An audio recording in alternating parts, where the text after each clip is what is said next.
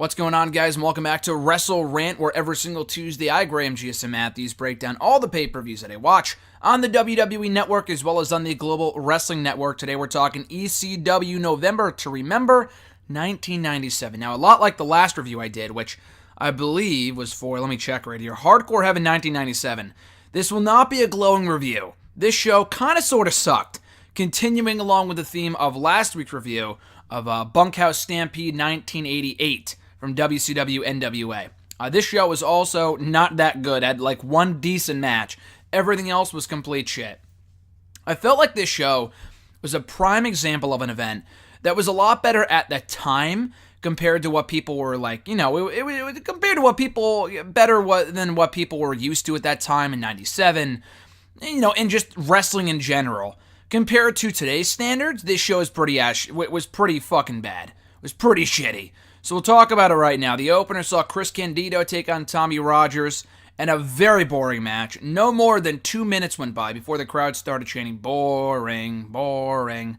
So they pooped all over this thing. The match was well wrestled, it was okay, but really nothing exciting about it, like, at all. So thankfully, not thankfully, the match lasted over 10 minutes, like almost 13 minutes. Thankfully, though, Lance Storm came out to attack Rogers, then Jerry Lynn came out to attack Candido, turned into a tag team match playa. No sign of Teddy Long, though, unfortunately. This did turn into a tag team match with Storm and Candido beating Rogers and Lynn. That only went like 3 minutes. It should have been the other way around, where the opener between Candido and Rogers one-on-one went all of 3 minutes, and then the tag team match went about 10 minutes, but nonetheless, it was fine for what it was. The match was all right. Really just not the hot opener that you would expect from an ECW pay-per-view, but the match was okay. After that, we had Just Incredible taking on Mikey Whipwreck one-on-one. This was, again, not that good. Not terrible, but really nothing to write home about. Just Incredible showed me nothing here to make me think, this guy's a star, he should be pushed, he's amazing. Not really. He's really far from incredible here, is Just Incredible. Mikey Whipwreck, you can only expect so much from the guy. He did his part. The crowd was into him. He ended up winning with his finisher, the whippersnapper off the top rope. That was pretty cool. Credible's manager, his bodyguard or whatever, Jason, interfered. Not my friend Jason, but another Jason. He interfered here to no avail. Like I said, Mikey Whipwreck won the match with the whippersnapper off the top rope. I thought that was a cool finisher, but other than that, this was very slow, not that exciting, a pretty dull 7-minute match, and neither guy really showed me anything of substance here to make me think that they're stars. After that, for the ECW World Television Championship, Taz essentially squashing Pitbull number 2 in a match that lasted just about as long as Goldberg versus Brock Lesnar from Survivor Series 2016. That's how short this thing was. It was probably exactly what it should have been. I was not expecting a 5-star Matt Classic from these guys, but Taz doing what he does best, beating the fuck out of people. Beat Pitbull number 2 in the matter of a fucking minute and a half. After choking him out. Like, with all of 3 or 4 moves, the match was over by. By the time he hit 3 or 4 moves, the match was over. Anyway, Taz attacked Pitbull number 1 afterwards. He called out Cronus or Brockus, whatever the fuck the guy name was. Whatever his, one of Pitbull's friends was. Brockus, I forgot what his name was. He attacked a security guard. Paul Heyman was on commentary. He was good, but the match lasted so short, there was really nothing of note there from Paul Heyman on commentary. But Paul Heyman's like, turn it off, we might get sued, because he was attacking a security guard, Taz was. So, anyway, this served its purpose. Not a great match, obviously, but it was over quickly, short, sweet, and to the point. I appreciate that. After that, for the ECW World Tag Team titles, we had a 4-way dance between the Dudley Boys, the Hardcore Chair-Swinging Freaks, the Gangstas, and the FBI. The FBI were the defending champions here. They did ultimately emerge victorious, still the ECW World Tag Team Champions. This was a fucking mess. A fucking mess. So the Gangstas were nowhere to be seen when the match started. So the FBI, the Dudley Boys, and the Hardcore Chair-Swinging Freaks all went at it to begin the match. The Gangstas showed up like halfway through and just laid waste to everybody. And their theme song, well, not really their theme song, whatever the fucking terrible dubbed music was over it, because obviously the WWE can't play the copyrighted music on the network, so they play whatever their WWE theme is, or whatever their dubbed over music is, for like 5 minutes. So in the actual pay-per-view, during the actual pay-per-view, I guess their theme must have been playing when the match was going on for like 10 minutes before they got eliminated, which was super dumb. So this was elimination style, which normally I would like, but when you get rid of the most over tag team in the match, not even at the end, that's pretty fucking stupid. The crowd died at that point. Came down to the FBI and the hardcore chair swinging freaks and the Dudley Boys. The Dudley Boys get eliminated. So Bubba Ray Dudley hit the Bubba Cutter, whatever he calls it, off the top rope. I thought that was cool. And it had its moments, the match did. But after the Dudley Boys were eliminated too, no one gave a shit about this match. Came down to the FBI and the hardcore chair swinging freaks. This was not good like at all. The FBI won with some interference and some awful overbooking with the referees and this and that. It was a fucking mess. A fucking mess. It really should have just been the Gangstas versus the Dudley Boys, putting the two most over tag teams against each other, but that makes too much sense for ECW apparently, so we got a four-way fucking clusterfuck here. This was a total mess. After that, we had Tommy Dreamer taking on Rob Van Dam. And again, what was a pretty good match. I thought the match overall was really, really good. But again, overbooking came into play. And ECW could deliver a great match when they wanted to.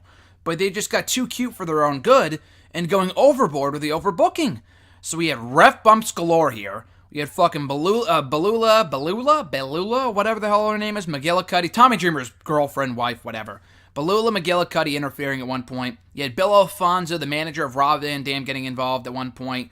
You had Doug Furness, Phil LaFon, Stevie Richards, 3 referees. The crowd ate the referee shit up when the referees like turned on the other referee, and McGillicuddy like low-blowed one of them, and then she low-blowed Alfonso.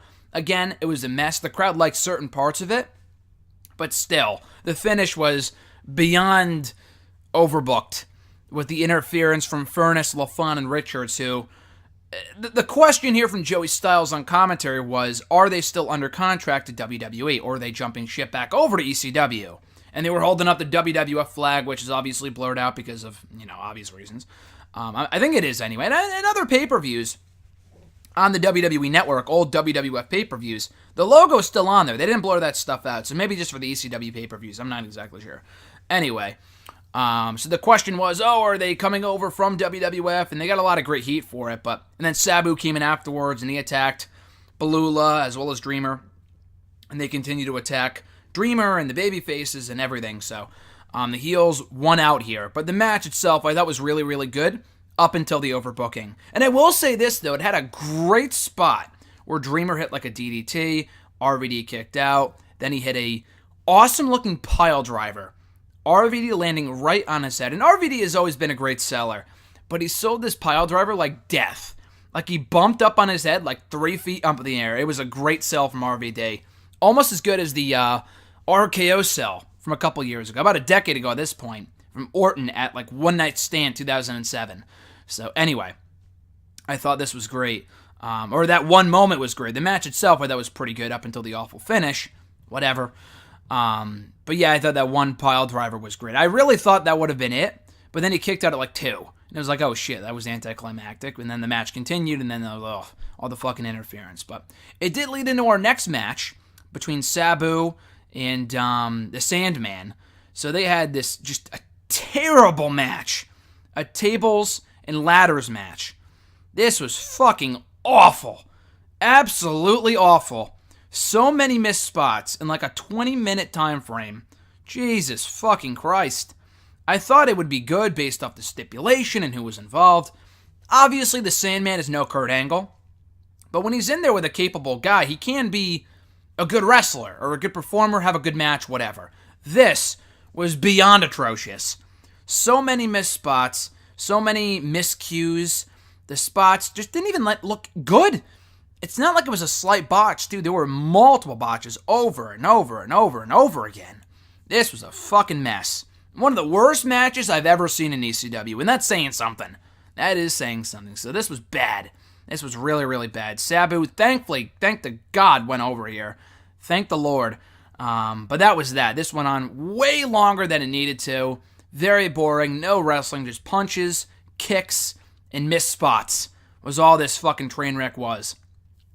We get to the main event for the ECW World Heavyweight Championship. between the defending champion Bam Bam Bigelow and the challenger Shane Douglas. Again, just a really boring match. Not a bad match, but just really, really boring. Not exactly what you would expect from ECW after some of the other pay-per-view main events I talked about here on WrestleRant in the past. This was just really, really boring. And Douglas was over as a big babyface here. The crowd went nuts when he won the championship, which is cool. But Bam Bam Bigelow, again, is a guy that kind of needs to be carried to a decent match. And he wasn't really carried here because he was on offense for a majority of the matchup. And as a result, it was a really, really boring match. But again, the crowd erupted when Douglas hit the belly-to-belly suplex through the table for the victory and the championship in the process. So the finish was nice. The 25-minute match itself as a main event was very boring and not up to par with what it should have been for an ECW pay-per-view main event. But anyway, that was November to Remember 1997. Not a good show at all. At all. Dreamer versus RVD might be the one match I would recommend you go out of your way to watch, but again, keep your guard up for all the interference. There's a lot of overbooking, not only in that match, but on the entire show. The entire show is chock full of overbooking nonsense. And I know that was ECW to a T. I know that was like the Attitude Era back in 1997. I know that was the epitome of what 1997 was all about. But still, this was just way too much. And a lot of bad wrestling in between those. So I would not suggest you go out of your way to watch a bad show, unless you just want to make fun of it. That is November to Remember 97. A lot like the Bunkhouse Stampede show I talked about last week, which was also equally atrocious. This was also not a bad show. Or not a good show. A bad show, I should say. It was not a good show. It was a very, very bad show. So that's my 2 cents on ECW November to Remember as seen on the WWE Network from 1997. I will be back next week to talk about another pay-per-view on the network. I think another TNA pay-per-view from the Global Wrestling Network. So we'll jump on over to the TNA review starting back next week. Until then, guys, be sure to like the video, drop a comment, share the video, and subscribe to the channel for more daily content. I'm Graham G.S. Matthews. Enjoy the rest of your week, folks, and I'll catch your ass down the road.